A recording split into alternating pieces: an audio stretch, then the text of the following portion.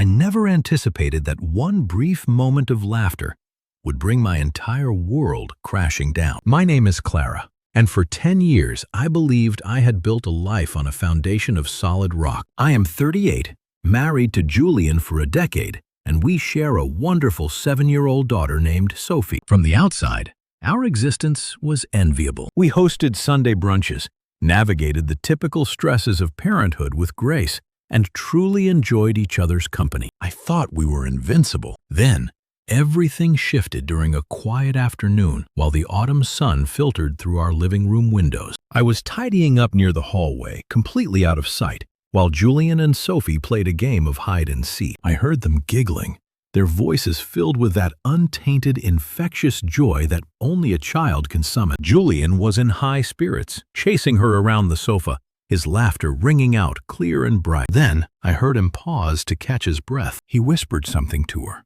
a small, playful aside that was meant to be purely affectionate. "You are just as clever as your mother," he teased, his voice thick with a strange, lingering sort of melancholy. "You have that same mystery in your eyes that always kept me guessing, even when she was not around." I froze.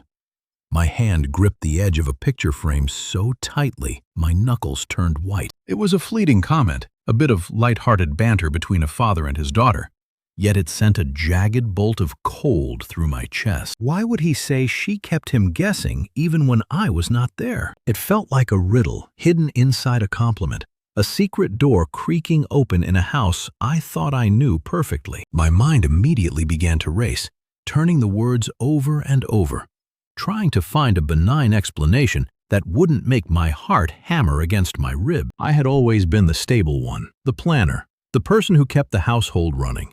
But suddenly, I felt like a stranger in my own home. That evening, as the house settled into its nightly quiet, I watched Julian reading to Sophie. He looked like the man I married, yet every gesture seemed shadowed by that single, haunting sentence. The suspicion began to fester, a small, prickly weed of doubt that grew despite my attempts to pull it out. I spent 3 sleepless nights wondering if my entire life was a well-crafted performance. The next morning, I stood before him, my heart heavy with a burden I couldn't carry alone. I told him we needed to discuss our future. He looked up from his coffee, his expression open and confused. When I laid the reality of my anxiety out, he didn't get angry.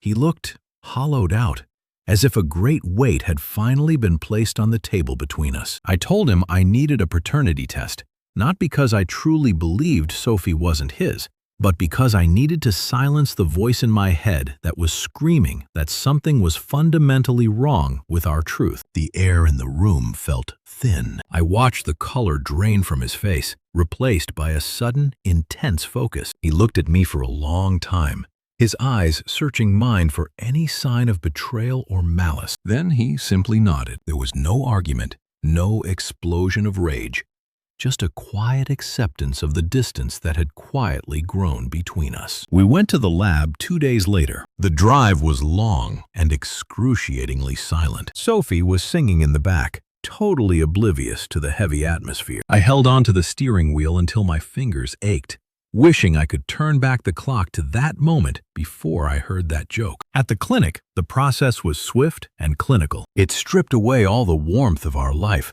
leaving only biology and cold, hard facts. After we finished, we sat in the car in the parking lot, just staring out at the gray pavement. He reached over and brushed my hand with his. It was a tentative, almost desperate touch. He told me that his joke was just a clumsy attempt to express his awe at how fast she was growing.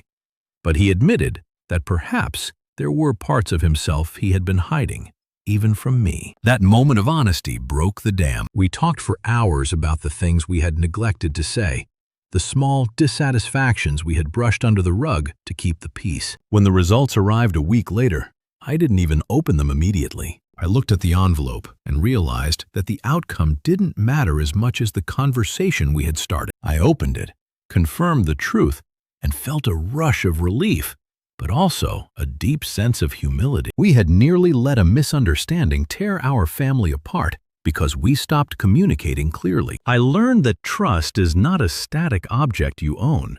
It is a garden that requires constant tending. We are still working on us every single day. We are more open now, more willing to confront the uncomfortable, and infinitely more grateful for the life we have built together. Sometimes it takes a moment of pure, blinding fear to force you to look at your partner and see the human being underneath. I now value the truth over the comfort of silence. It has made us stronger, more intentional, and deeply committed to never letting an unspoken doubt grow into something that could tear us down. Life is messy, and marriage is a constant test of faith. But I have learned that as long as you keep talking, there is always a way back to the light. I am a better wife and a more present mother because I chose to face my fears instead of running from them.